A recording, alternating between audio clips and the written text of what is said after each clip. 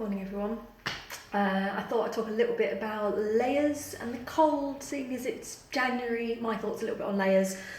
I've had quite a few people come in over the last month or so and they go, "Oh Kim, my neck hurts, oh my shoulders hurt, it's not normal for me." And then I go, "Oh right, we'll come in, we'll have a look at you." And then they come in the door and they look a little bit like this.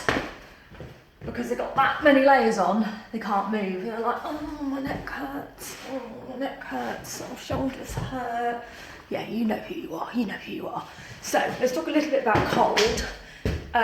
We could start to think a little bit about base layers. There's some cheap, wonderful base layers from, there's a French superstore, other brands are available. French superstore that sells thermal layers that have, high neck, long sleeves, £4 each, something like that. So base layers is where you start. There's no point trussing yourself up like a turkey and not being able to move, because funny enough, your muscles generate heat when they move. And if you can't move, you're not going to generate heat.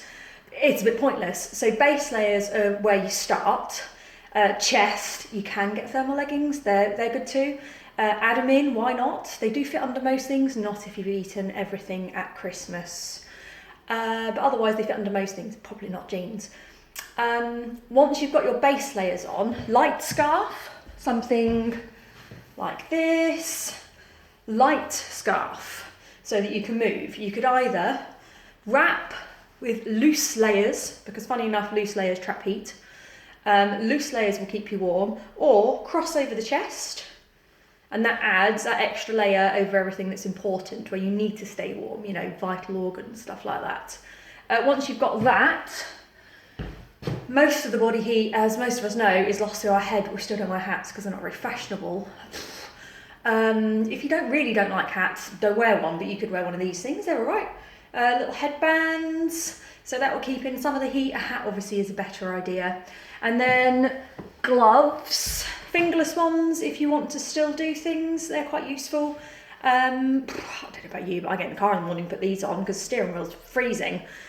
And then obviously your top layer, good quality windproof, waterproof layer with a thermal lining will do you wonders. You don't need to have 15 layers on to stay warm.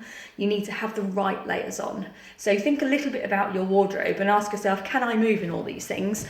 A good little guide is, if someone calls your name and you have to turn your entire body to see who it was, chances are you've got too many layers on and your body can't move. And your poor neck and your poor shoulders will be pretty sore after the winter.